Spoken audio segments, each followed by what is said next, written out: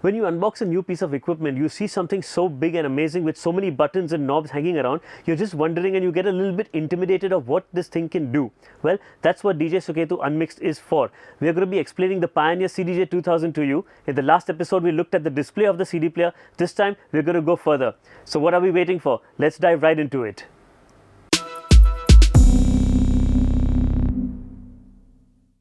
On the top of the CD player is the USB slot. That's where a USB drive goes in. Just next to that, what you will see is the USB stop button. Once I'm done with my set, I'm finished playing music, I just can't pull out the USB drive. I need to first just press and hold the USB stop button.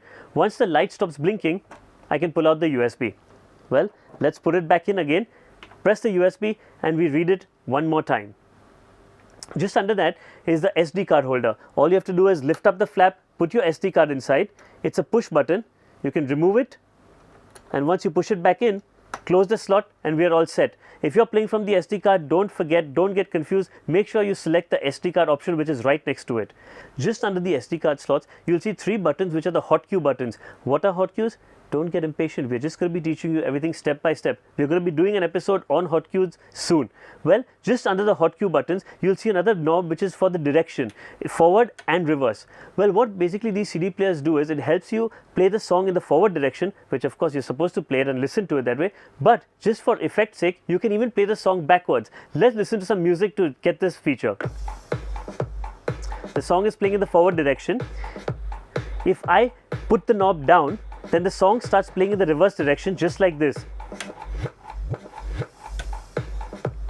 Now, if I just want to play around and create some nice effects, I can just do this.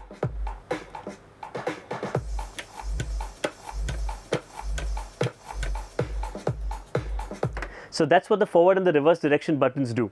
Just under the direction button, what you'll see is the track search and the track scan buttons. What is the track search button? Well, if I'm playing a particular track and I want to skip that track and go on to the next track, I press the track search button.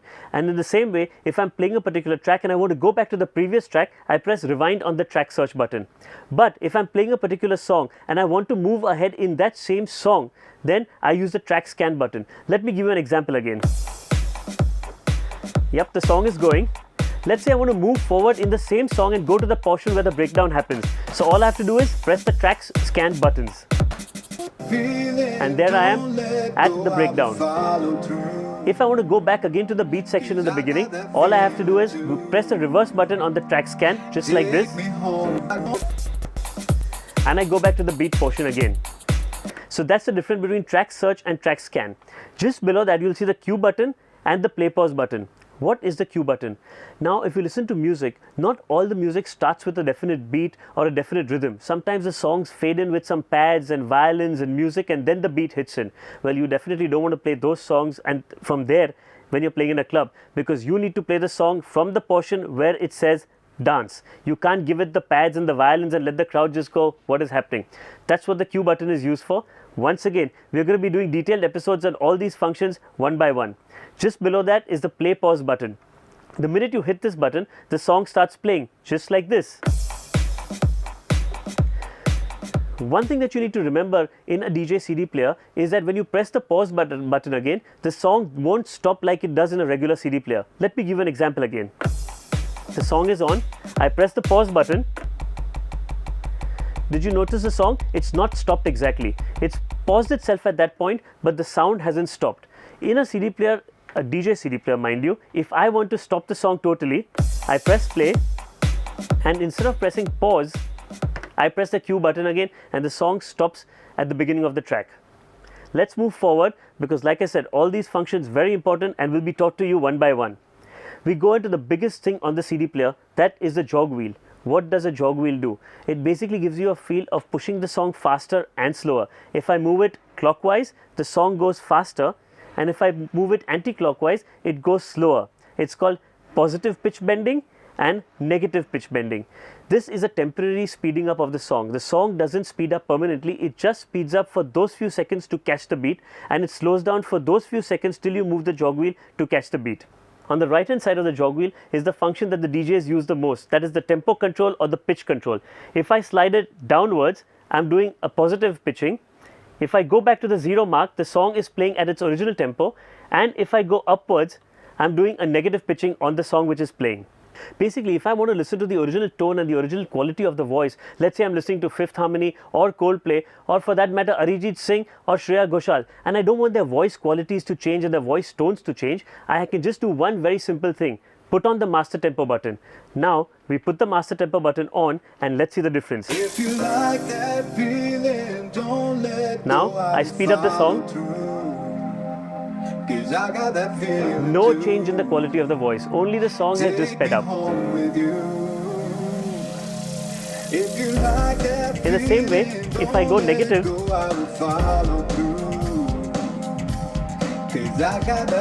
the tempo of the song has changed, but the singer's voice remains the same.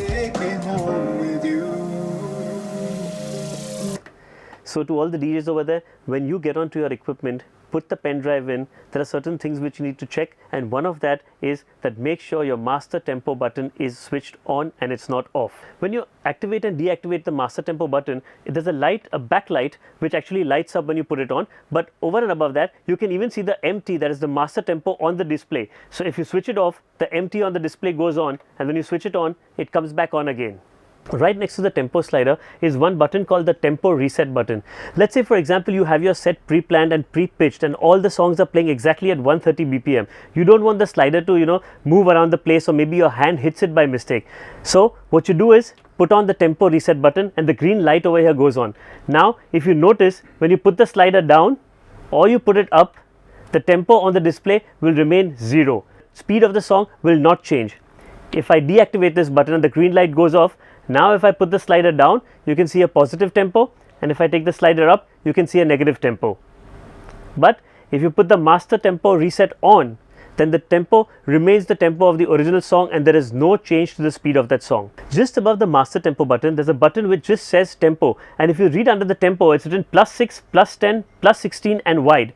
Basically what happens when you use this button is that the tempo limit changes. So if you see on the display and it's showing +10, that means if you change the tempo of the song, you can just go +10 or -10 faster or slower.